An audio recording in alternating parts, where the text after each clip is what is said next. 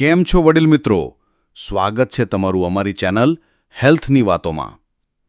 દરેક સવારે આપણું શરીર આપણા દિનચર્યાના સંકેતો માટે તૈયાર રહે છે. પણ શું તમે ક્યારે વિચાર્યું છે કે ઉંમર વધવાને કારણે થતી શારીરિક સમસ્યાઓ સાચે જ સામાન્ય છે કે પછી આપણે એના સામે લડી શકીએ? આજે આપણે એવા જ 5 સુપર સાદા અને સહેલા નિયમોની વાત કરશું, જેને જાણીને આપને લાગશે, આવડી સહેલી વાત હું કેટલી વાર અવગણતો રહ્યો.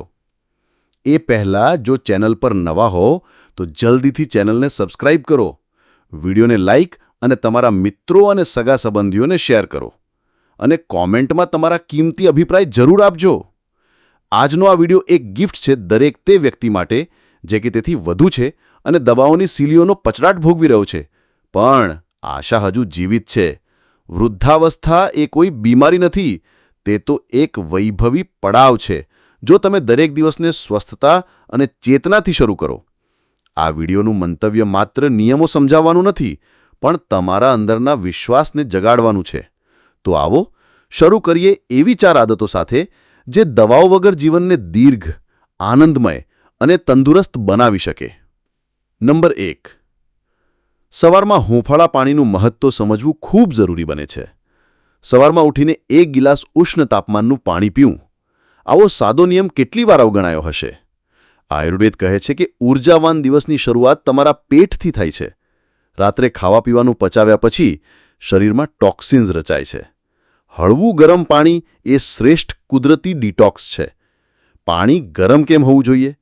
કારણ એ છે કે ગરમ પાણી પેટની અંદરની દિવાલોને આરામ આપે છે, જીવાણુઓને નાશ પામે છે અને પાચનક્રિયાને ગતિ આપે છે. ખાસ કરીને વૃદ્ધાવસ્થામાં ગેસ, કબજિયાત અને એસિડિટી સામાન્ય બને છે, પણ હૂંફાળું પાણી એ સમસ્યાઓને રોજિંદા પાયે સમાપ્ત કરી શકે છે. આવો વિજ્ઞાન પણ સમજીએ. ગરમ પાણી રક્ત સંચાર વધારવામાં મદદરૂપ થાય છે. ખાસ કરીને જમણા પગમાં થતી ઝંઝનાહટ અથવા શૂન્યતા ઓછા થાય છે.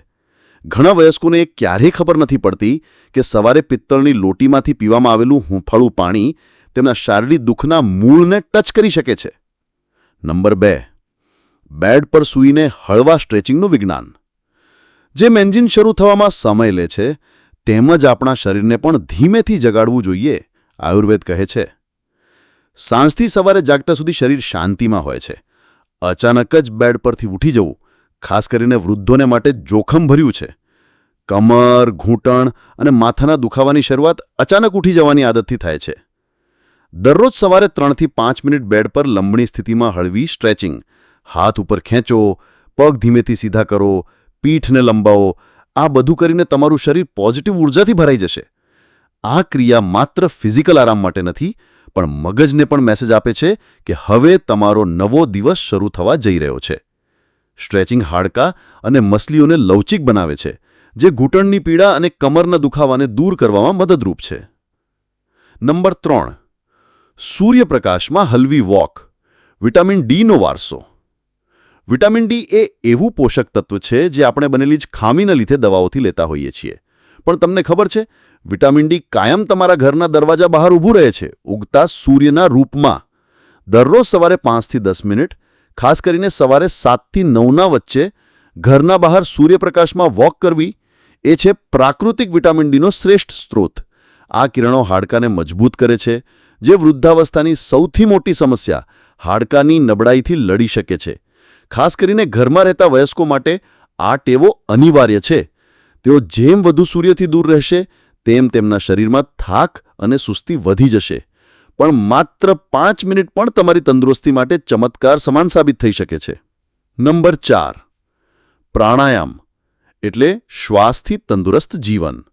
શ્વાસ એટલે જીવ, અને જીવનનો આધાર પણ શ્વાસ છે. આયુર્વેદ અનુસાર જેમ જેમ ઉંમર વધતી જાય છે, તેમ તેમ આપણે ઓક્સિજનનું પ્રમાણ ઓછું ખેંચવા લાગીએ છીએ.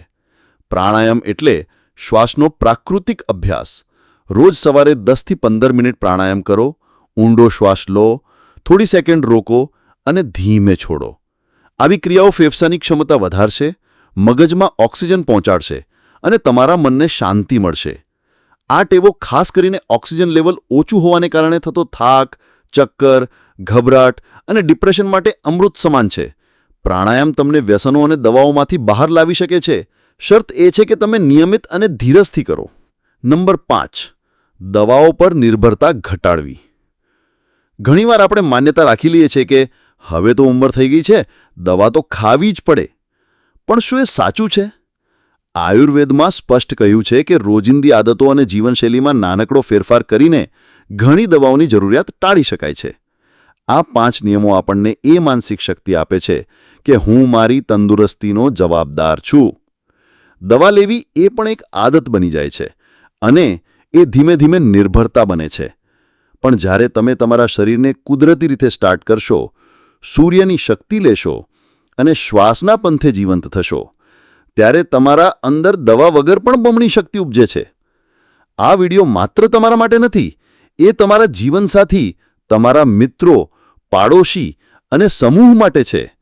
કોઈ પણ ઉંમરે જો આ 5 નિયમો અપનાવવામાં આવે તો આરોગ્યમાં ક્રાંતિ આવી શકે છે.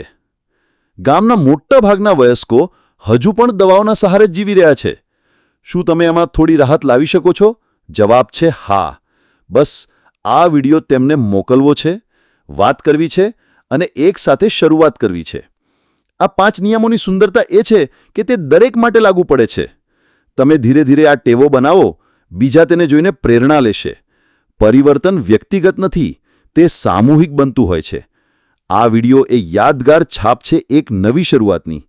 આયુર્વેદિક માર્ગદર્શન મુજબ આપણે જોયું કે કેવી રીતે 5 સામાન્ય પગલાં, એટલે કે હળવું ગરમ પાણી, હળવી સ્ટ્રેચિંગ, સૂર્યપ્રકાશમાં ચાલવું અને પ્રાણાયામ આપણું સમગ્ર જીવન બદલી શકે છે. આ કોઈ જાદુ નથી, આ તમારા શરીર અને મનની પાવર છે જેને આજે તમે ફરીથી જાણી છે. આ વિડિયો માત્ર જોવા માટે નથી, તેને જીવવા માટે છે. જો વિડિયો ગમ્યો હોય તો વિડિયો લાઇક, શેર અને ચેનલને સબસ્ક્રાઇબ કરવાનું ભૂલાય નહીં અને બેલ આઇકોન પર ખાસ ટેપ કરજો કે રોજબરોજ આવા હેલ્થફુલ વિડિયોની જાણ તમને થતી રહે. તમારો આખો પરિવાર, મિત્રો અને સમાજ પણ આ તંદુરસ્તીની યાત્રાનો હિસ્સો બની શકે છે. આજે જ પોતાને કહેવું કે હવે હું દવાઓ પર આધાર નહીં રાખું, હું મારી તંદુરસ્તીનો માલિક છું. તમારું સ્વાસ્થ્ય જ તમારું ભવિષ્ય છે. જય તંદુરસ્તી, જય જાગૃતિ.